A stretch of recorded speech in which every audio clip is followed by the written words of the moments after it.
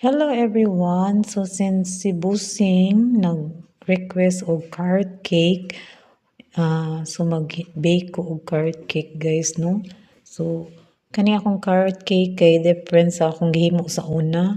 Ako'y 2 cups of self-rising flour or pwede rag ordinary flour. So ato ning unahon natong dry ingredients, no?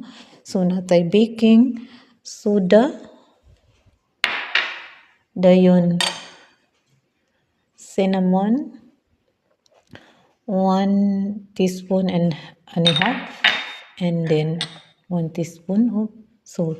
Ato na siyang i-mix, no, ang dry ingredients. Ato ning siyang set aside usa.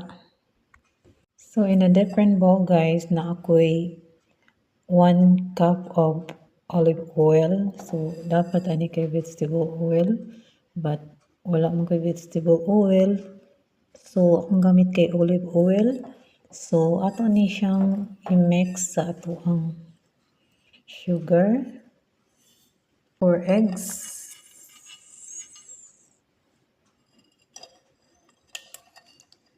dayon kay ang ato ang vanilla essence. May isago lang ato ang carrots.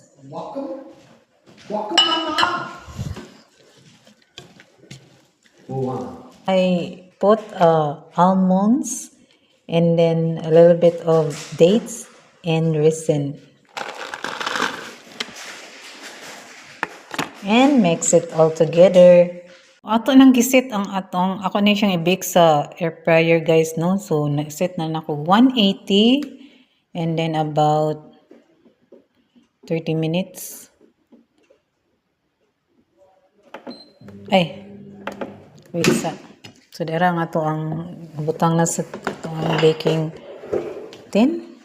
So, ano siya guys.